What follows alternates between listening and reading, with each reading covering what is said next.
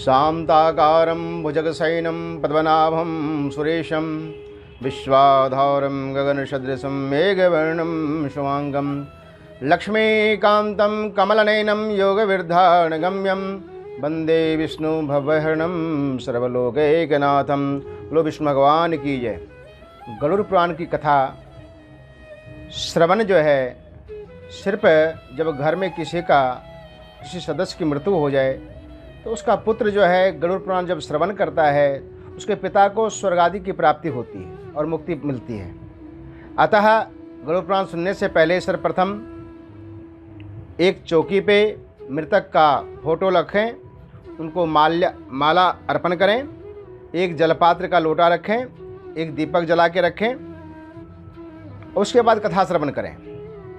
कथा श्रवण जो है पुत्र करे तो उत्तम होता है। कथा आरंभ करते हैं। गरुड़ पुराण समस्त शास्त्रों का सार है। मनुष्य के जितने भी कर्तव्य होते हैं, क्या कर्तव्य होना चाहिए, क्या नहीं होना चाहिए, ये सारा गरुड़ पुराण में लिखा हुआ है। श्री कृष्णाय नमः। नारायणं नमस्कृतं नरं चैव नरोत्तमं देवीं सरस्वतीं चैव ततो जयमुदीरयेत्। धर्मडीडबद्धमूलो वेदस्कन्धः पुराणशाखाढ्यः कर्तुकुसुमौ मोक्षफलौ मधुसूदनः पादयो जयति। नैमिषे नैमिषक्षेत्रे ऋषयः शौनकादयः सत्रं सृगाय लोकाय सहस्र समासतः। श्री वेदव्यास जी गरुड़ पुराण की रचना से पहले ग्रंथ की निर्विघ्नता समाप्ति के लिए मंगलाचरण करते हैं। भगवान विष्णु को संसार रूपी वृक्ष का संबोधन करके व्यास जी कहते हैं कि हे प्रभु, हे ईश्वर, मधुसूदन वृक्ष रूप आपकी मैं स्तुति करता हूँ, ताकि हे मधुसूदन, यह जो गरुड़ पुराण की हम रचना कर रहे हैं निर्विघ्नता पूर्वक संपन्न हो जाए। व्यास जी कहते हैं एक बार नैमिषारण्य तीर्थ में 88,000 ऋषि एकत्रित हुए और शौनक आदि ऋषियों ने स्वर्ग लोक प्राप्ति के लिए 1000 वर्ष का नियम लेकर के यज्ञ करना आरंभ कर दिया था। जब एक समय प्रातः काल के सुहावने समय से समस्त ऋषिगण जब पवित्र होकर के अग्निहोत्र कर चुके थे तो वहाँ आए हुए सूत जी महाराज का परम सत्कार किया, उन्हें उत्तम आसन देकर के बिठाया और आदर सहित उनसे पूछने लगे।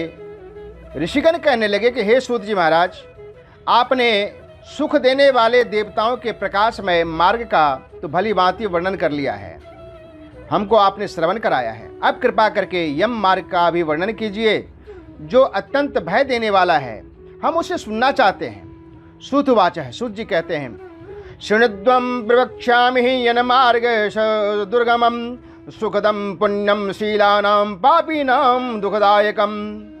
सूत जी कहते हैं कि हे गरुड़ सुनो, यह जो यम मार्ग है बहुत ही दुखदायक है, पापियों के लिए बहुत कष्टदायक है, और जो धर्मात्मा है उनके लिए सुखदायक है, क्योंकि वह यम मार्ग में नहीं जाता है जो धर्मात्मा है होता है। यथा श्री विष्णुना प्रोक्तम वेनिताय पृच्छते तथैव कृष्या कथिष्यामि संदेहाच्छेदनाय वहम् कदाचित् मुख सुखमासीनं वैकुंठे श्रीहरिं गुरुं विनयः वनतो भूत्वा प्रपच्छ विनता श्रुतः। सूर्य कहते हैं कि हे ऋषिगणों, एक बार गरुड़ जी महाराज भगवान विष्णु के पास गए और गरुड़ जी भगवान विष्णु के पास जाकर के उनसे विनती की, प्रार्थना की, हे प्रभु मुझे आप ऐसा गरुड़ ने कहा कि हे प्रभु,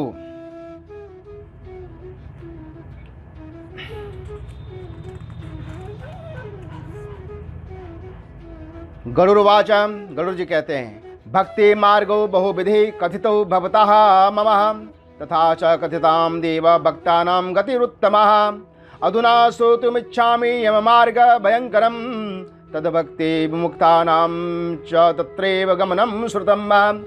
गरुड़ जी कहते हैं प्रभु, आपके मुखारविंद से मैंने भक्ति मार्ग सुना है, श्रवण किया है, आपने विधिपूर्वक वर्णन किया है।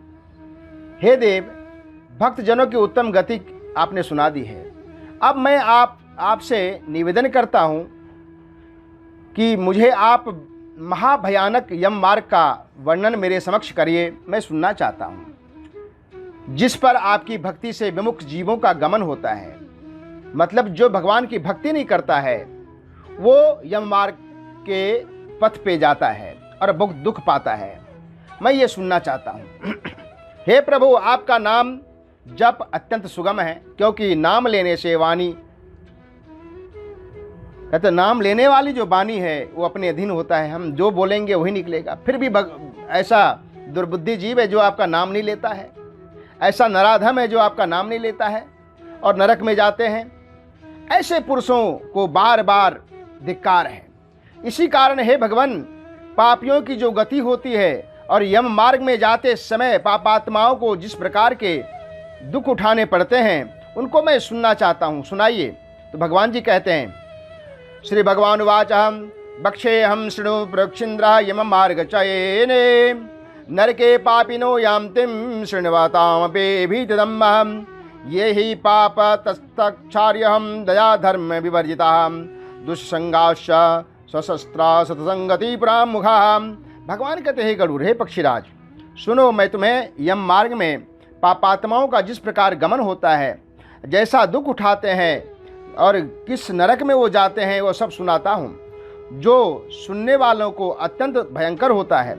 हे गरुड़, जो पुरुष दया धर्म एवं वर्णाश्रम धर्म से रहित होकर के सदा पाप करते हैं, दुष्ट पुरुषों का संग करते हैं, श्रेष्ठ शास्त्र वेद पुराण की कथाओं का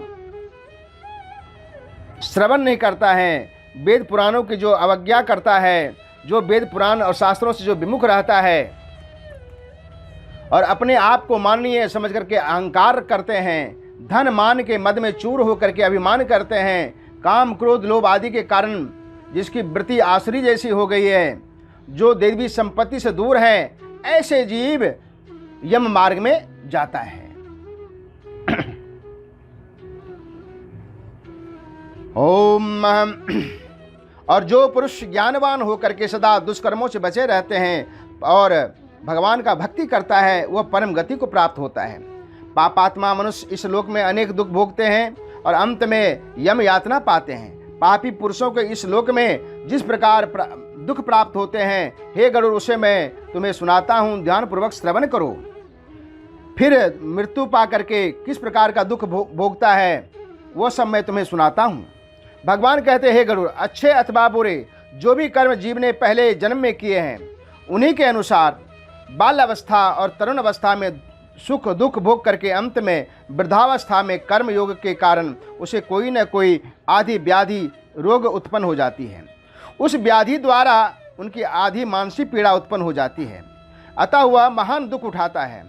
फिर भी जीते रहने की आशा उसे उत्साह देती रहती है, किंतु काल एक ऐसा बली है जो बिना सूचना दिए ही मूसक पर सर्प के झपट्टे के समान, जिस प्रकार सर्प जो है मूसक को देख करके एक झपट्टा में उसको पकड़ लेता है, दबोच लेता है, खा जाता है, उसी प्रकार काल जो है उस जीव को बिना सूचना दिए ही आ करके उसे अपने अधीन में कर लेता है।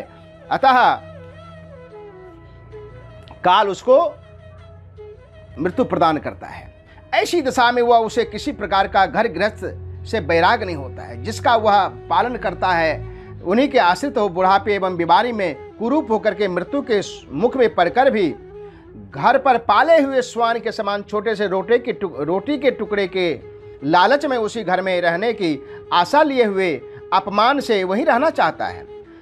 चाहे उसे रोटी का टुकड़ा बीमारियों के कारण उसे पछता भी ना हो, खाना पीना चलना फिरना सब कुछ कम हो गया हो, हाँ, वायुबादी के द्वारा कारण उसकी आंखें निकल आई हो, हाँ, कंठ में घरघर का शब्द हो रहा हो, नाड़ियां बंद हो चुकी हो, खांसी और श्वास चलने के परिश्रम से कंठ में गुरगुर का शब्द होने लगा हो, शोक संतप्त बांधवों से घिरा हुआ काल के जाल में पड़कर उन बंधु के बोलने एवं कुछ पूछने पर भी वो बोल नहीं सकता, जिसने समस्त आयु सिर्फ अपने कुटुंब का पालन किया है, हैं?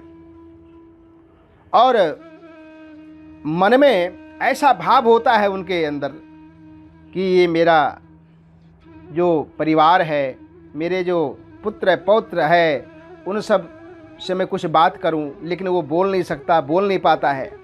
अंतकाल की ऐसी स्थिति होती है, सब इंद्रियां नाश हो जाती है, चेतना जाती रहती है। ऐसे समय यमदूत के समीप आने पर उनके प्राण निकल जाते हैं। पापात्मा के प्राण बहुत दुख दे करके निकलते हैं। एक क्षण का समय भी उनके लिए कल्प के समान बीतता है। वह पापी 100 वृश्चिकों के कांटे के समान पीड़ा प्राप्त करता है। कहते एक वृश्चिक बिच्छू जब काटता है जितनी पीड़ा होती है, तो मृत्यु के समय पापियों को उतनी वेदना होती है जितने मान लो 100 बिच्छू एक समान एक बार में काट रहा हो, इतनी पीड़ा होती है। ऐसा अनुभव करता है, कष्ट प्राप्त होता है उसको मृत्यु के समय। मृत्यु के समय मुंह पर झाग ही झाग फैल जाती है, लार निकलने लग जाती है। इसी कारण पापी के प्राण वायु अधोद्वार से निकलते हैं। अधोद्वार यानी अधोद्वार जो कमर से नीचे होते हैं उसे अधोद्वार कहा जाता है। धर्मात्मा का प्राण ऊपर के द्वार से निकलता है, नासिका से, मुख से, कान से, आँख से, ब्रह्मंद्र से, नाभि से। और जो पापी का प्राण है अधोद्वार से निकलता है। कहते जब यमदूत सामने होता है तो यमदूत का ऐसा भयानक रूप देख करके, उनका कुरूप देख करके, बड़े बड़े आँख, बड़े बड़े नेत्र, बड़े बड़े नाक, बड़े बड़े दांत, बड़े बड़े बाल, टेढ़े मेढ़े मुंह वाले, और हाथ के नाखूनों को हथियार की भांति दिखा दिखा करके उस प्राणी को डराता है, जिन्हें देख करके पापात्मा के दुखी हृदय में अत्यंत डर लग जाता है और डर के मारे मूत्र निकल जाता है। उस समय अंगूठे के समान जीव हाहाकार करता हुआ ज्यों ही शरीर से निकलता है, झट उसे दोनों यमदूत उसको पकड़ लेते हैं। यद्यपि वह अपने घर पर एवं भाइयों की ओर भी देखता है कि मुझे कोई इससे छुड़ा दे, कोई छुटकारा दिला दे, व्याकुल होकर के देखता है कि मुझे कोई इस यमदूत से बचाएं, रक्षा करें। इस प्रकार इस लोक के दुखों का वर्णन करके अब उन पापात्माओं के परलोक दुख का वर्णन करते हैं। तब वह उस पापी जीव को यम यातना भोगने योग्य शरीर मिल जाता है, जिसमें प्रवेश करते ही झट यमदूत उसको बलपूर्वक बांध लेते हैं और हाथ में पास लेकर के चल पड़ते हैं। दंड से उसे पीटते हुए राजपुरुषों के सिपाहियों की भांति ले चलते हैं। मार्ग में उसके थक जाने की उसको कोई चिंता नहीं होती है, बल्कि उसे खूब पीटते हैं। नरकों की तीव्र दारुण दुखों का उसको वर्णन सुनाते हैं और घसीट करके ले जाते हैं। यमदूत कहते हैं, अरे पापी दुष्टात्मन, शीघ्र चल, हम तुझे यमराज के पास लिए जा रहे हैं। वहाँ तुझे कुंभीपाक आदि नरकों में पटक देंगे, तू देर मत कर, शीघ्र चल। यमदूत के ऐसे कठोर वचन को सुन करके, अपने भाई बांधवों के रुदन को सुन करके वह पापात्मा ऊंची आवाज से हाहाकार करता हुआ विलाप करता है और ऊपर से यमदूतों की ताड़ना होती है। यमराज के दूतों का वचन को सुन करके और बंधु जनों के रुदन को सुन करके ऊंचे स्वर से विलाप करते हैं। तब उनको यमदूत ताड़ना देते हैं। जैसे वो विलाप करता है, यमदूत उसको डांटता है, ताड़ना देता है। दोनों यमदूत की ताड़ना तर्जना से उस पापात्मा का हृदय फट जाता है, खूब कांपता है। रास्ते में बड़े बड़े कुत्ते आकर के उसको काटते हैं और मांस की बोटियां निकाल करके खा जाते हैं। तब वह पापी अत्यंत दुखी होकर के पहले किए हुए पापों को याद करता है, भूख प्यास से अत्यंत व्याकुल हो जाता है और ऊपर सूर्य की तीक्ष्ण किरणें पड़ती है। मार्ग में अग्नि के समान बालू जहाँ जहाँ पड़ी हुई है पैरों को जलाती है। वह अत्यंत कष्ट पाता हुआ चलता है, पीठ पर चाबुक पड़ते हैं। मार्ग में न विश्राम लेने का स्थान है, न जल दिखाई देता है। कदम कदम पर गिर पड़ता है और कदम कदम पर मूर्छित हो जाता है, फिर उठ करके खड़ा होता है। इस प्रकार उस पापी जीव को फिर अंधकार में यम मार्ग से यमलोक को जाना होता है। यमदूत 99,000 योजन का है। कहते हैं यमदूत जो है 99,000 योजन का रास्ता तय कर उस पापी जीव को 3 या 2 मुहूर्त में यमलोक में खींच करके ले जाता है। वहां पहुंच करके वे दूत उनको अत्यंत घोर नरक यातना दिखाते हैं। तब वह पापात्मा पुरुष बहुत भयानक यम मार्ग एवं यम यातनाओं को देख करके यमराज की आज्ञा से यमदूतों द्वारा आकाश मार्ग से फिर मुहूर्त मात्र के लिए उसे तत्काल वह घर लौट आता है। घर की वासनाएं उसे जकड़े रहती है। उनमें बंधा हुआ वह जीव अपने घर आकर के फिर शरीर में प्रवेश करना चाहता है, किंतु यमदूत उसे रस्सी से बांधे रहते हैं, हिलने भी नहीं देते हैं। अपनी इस दशा को देख करके वह रोता है और भूख प्यास से दुखी होता है। पुत्र आदि संबंधी उसे पिंडदान करते हैं और अंत समय दान भी देते हैं, किंतु यह सब उस दान से भी उस पापात्मा की तृप्ति नहीं होती है। अंत समय का दान वर्ष भर के पिंड, श्राद्ध, जल, अंजलियां आदि कुछ भी जो दान दिया जाता है उससे वह पूर्ण रूप से तृप्त नहीं होता है। इसलिए हे गरुड़, वे पापी पिंड दान आदि न पा करके भूख प्यास से व्याकुल होकर के यमलोक के लिए चल देते हैं और पिंडदान आदि से तृप्ति नहीं कहते हैं। जिसके पुत्र आदि उनको पिंडदान नहीं देते हैं तो मरने के नंतर जिनके लिए पुत्र आदि संबंधी पिंडदान अन्नदान कुछ नहीं करते हैं, वे पापात्मा जीव मर करके प्रेत हो जाते हैं। इसलिए पुत्र को चाहिए कि पिंडदान अवश्य कराएं और एक कल्प तक वह नरक में रहता है, निर्जन वन में रहता है, भ्रमण करता है प्रेत होकर के, जिनके लिए पिंडदान नहीं होता है।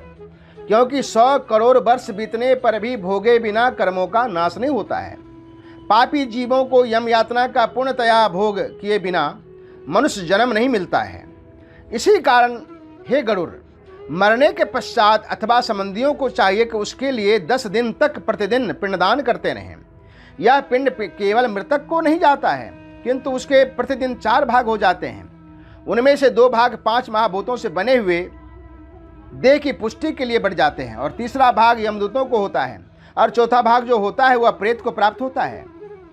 9 दिन पर्यंत पिंडदान करते रहने से प्रेत के लिए पिंडज शरीर बनता है। 10वें दिन के पिंडदान करने से पिंडज शरीर में चलने फिरने की सामर्थ्य आती है। गरुड़ जी, पहला शरीर, भगवान कहते हैं हे गरुड़, पहला शरीर अग्नि में जल करके भस्म हो जाता है। फिर पुत्र आदि और बंधुओं द्वारा दिए हुए पिंड से पिंडज शरीर उत्पन्न होता है।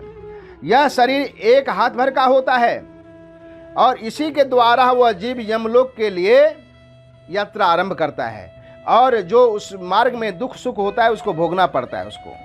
पहले दिन के पिंड से पिंडज शरीर का सिर बनता है, मस्तक बनता है। दूसरे दिन के पिंड से ग्रीवा बनता है, स्कंद बनते हैं। तीसरे दिन के पिंड से हृदय बनता है और चौथे दिन के पिंड से पृष्ठभाग बनता है। इसी प्रकार 5वें दिन के पिंड से नाभि बनते हैं, 6ठे दिन के पिंड से कटी बनता है और 7वें दिन के पिंड से जंघा उत्पन्न होती है। 8वें दिन के पिंडदान से जानू उत्पन्न होते हैं। 9वें दिन के पिंडदान से पांव बनते हैं। 10वें दिन के पिंडदान से क्षुधा तृषा उत्पन्न होती है, भूख प्यास शरीर उत्पन्न होती है शरीर में, पिंडज शरीर में। इस प्रकार पिंडज देह को पा करके वह भूख प्यास युक्त एकादशा तथा द्वादशा के पिंडों को भोगता है। एकादशा का मतलब 11वें दिन जो पिंडदान दिया जाता है उसको प्राप्त करता है। द्वादशा का मतलब होता है 12वां दिन। 12वां दिन जो पिंड दिया जाता है कुल 16 पिंड दिए जाते हैं। उसके बाद फिर 3 पिंड अलग होते हैं सब पिंड के लिए। यह सब पिंड उनको प्राप्त होता है। इसके अनंतर वह प्रेत 13वें दिन बंधे हुए बंदर की भांति बंधा यमदूतों के साथ अकेला यम मार्ग के लिए चल पड़ता है। फिर यहाँ 13वें के दिन यहाँ जीव प्रस्थान करता है यम मार्ग के लिए, यमलोक के लिए। हे गरुड़, भगवान कहते हैं हे गरुड़, अब यमलोक के मार्ग सुनो। यम मार्ग बैतरणी नदी को छोड़ करके 86,000 योजन का है। 86,000 योजन मीन्स 4 कोस का 1 योजन होता है, तो 86 × 4 कितना हो गया? इतने 1000 योजन का बैतरणी नदी छोड़कर इतने 1000 योजन का वो है यम मार्ग है। वह प्रेत 200 योजन के हिसाब से प्रतिदिन चलता है। इस प्रकार 43 दिन में वह यमलोक पहुंचता है। यम मार्ग में 16 नगरी है, 16 पुर है, जो अनेक वहाँ के जो राजा हैं उनके अलग अलग नगर हैं। उस नगर में वास करते हुए उनको वह यम मार्ग में चलना पड़ता है। वह प्रेत 200 योजन के हिसाब से प्रतिदिन चलता है। इस प्रकार 43 दिन में यमलोक पहुंचता है। मार्ग में 16 पुरी पार करके वह पात की धर्मराज के भवन में जाता है। 16 पुरियों के नाम क्रमशः ये है: सोम, सौरीपुर, नगेंद्र भवन, गंधर्व भवन, शैलागम, क्रौंचपुर, विचित्र भवन, भावापद, दुखद नानाकर्णपुर, सुषुप्त भवन, रौद्र भवन, पयोवर्षण, शीताढ्य, बहुभीति, इन 16 पुरों को पार करके यमपुरी आती है। मार्ग में वह पापात्मा यमदूतों द्वारा यमपाशों से बंधा हुआ हाहाकार करता है। अपने घर को छोड़ इसी प्रकार वह होते होते यमपुरी में पहुंचता है। श्री गरुड़ पुराणे सरल भाषा टीकायाम प्रथम अध्याय संपन्न हुआ। बोलो विष्णु भगवान की जय। श्रीमन्नारायण नारायण नारायण, भजमन नारायण नारायण नारायण, श्रीमन्नारायण नारायण नारायण, भजमन नारायण नारायण नारायण, गोविंद नारायण नारायण नारायण, माधव नारायण नारायण नारायण, श्रीमन्नारायण नारायण नारायण, भजमन नारायण नारायण नारायण। प्रथम अध्याय संपन्न हुआ। अब आगे कथा कल श्रवण कराएंगे।